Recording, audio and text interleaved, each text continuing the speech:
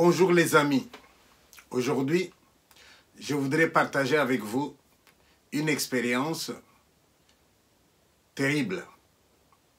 Souvenez-vous, il y a 3 mois de cela, je suis revenu d'Ngandanjika et je vous ai présenté des images. Parmi ces images-là, il y avait ma rencontre avec 2 évêques, Monseigneur Bernard du diocèse de Mbujimaï et Monseigneur Félicien du diocèse de Louise-Cambay. Dans cette vidéo, les évêques appelaient au secours. Ils rappelaient à tous les gens de bonne volonté de regarder dans les rétroviseurs et de ne pas oublier les écoles où nous avons étudié. Les bâtiments sont dans un état de délabrement avancé. Et on posait la question de savoir, est-ce que nous oublions ces écoles-là ou est-ce que nous pouvons faire quelque chose? Moi, je suis parti de mon expérience, qui est aussi l'expérience de quelques-uns parmi nous. Regardez ces images. Je vous présente là une école construite par un ami à moi qui s'appelle Moussangu Bende.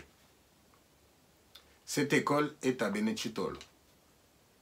Quand vous voyez cette école et que vous comparez avec d'autres écoles que nous avons vues où les enfants sont assis par terre, sous des arbres en train d'étudier, je trouve que mon ami Moussangu mérite quand même d'être félicité.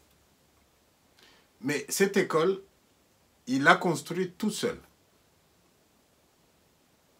Alors je vous la montre au moment où il l'a construit et je vous la montre quelques années plus tard. Vous voyez comment elle est aujourd'hui dans un état de délabrement. Or, mon ami aujourd'hui est dans une situation difficile, ne peut plus s'occuper financièrement de cette école. Qu'est-ce qu'on va faire alors? Est-ce qu'on va faire, on va accepter que chaque fois qu'on a quelque chose qui a été réalisé par quelqu'un, dès que cette personne-là n'est plus en mesure de continuer, la chose tombe ou bien est-ce qu'on peut espérer une relève? Moi-même, votre serviteur, j'ai construit 2 écoles. Je vous les présente. Alors, fort de cette expérience, quand les évêques ont parlé de nos écoles où nous avons étudié, ça m'a touché. J'ai décidé de faire quelque chose. L'initiative que j'ai prise, c'était d'une part répondre à l'appel des évêques et d'autre part répondre à une critique que certains m'ont fait un jour en me disant « Oui, mais tu réalises des choses tout seul. » Donc là, voilà une expérience où je décide de ne pas être tout seul. Je décide de réaliser quelque chose avec mes compatriotes. Ma méthodologie a consisté en ceci. Première phase, je vous ai parlé du projet.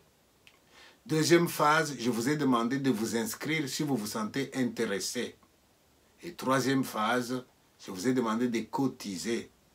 Alors la 4e phase, c'est avec l'argent que vous avez donné, ensemble, nous décidons qu'est-ce que nous faisons, par où nous commençons. Au départ, nous avons 2 diocèses, Monseigneur Kassanda, Bernard et Monseigneur Félicien. Est-ce qu'on coupe la poire en 2 et on dit aux évêques, voici, débrouillez-vous, choisissez dans vos écoles une que vous pouvez essayer de réparer. Même si on ne fait pas un bâtiment, ne serait-ce que redresser un mur, c'est une possibilité. Ou alors nous-mêmes, je désigne quelqu'un qui a construit déjà les écoles que je viens de vous montrer et lui regarde comment il peut nous aider et nous décidons ensemble. Voilà.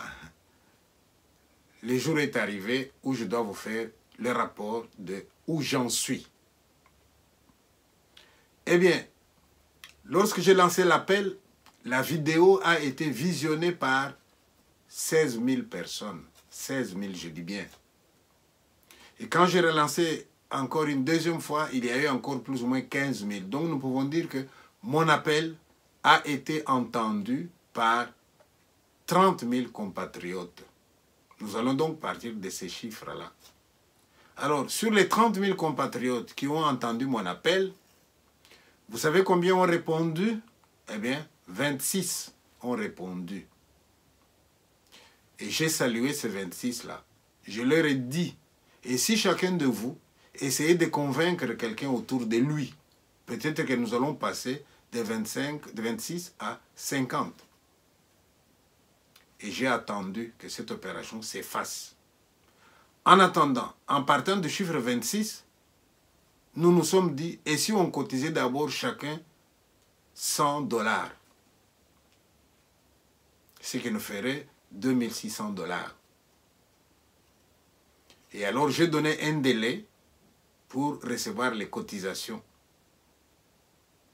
Le délai était déjà dépassé, j'ai encore prolongé. J'ai prolongé encore 2 fois. Et en même temps, j'ai rappelé aux gens, allons-y, allons-y, bientôt ça va être clôturé, il est temps de nous décider. Et voilà, les gens se sont exécutés. Maintenant, je vous donne les résultats. Alors, on a dit, plus ou moins 30 000 personnes ont vu, plus ou moins 26 personnes se sont inscrites. Et sur les 26 qui se sont inscrits, eh bien, il n'y a que 4 personnes qui ont cotisé.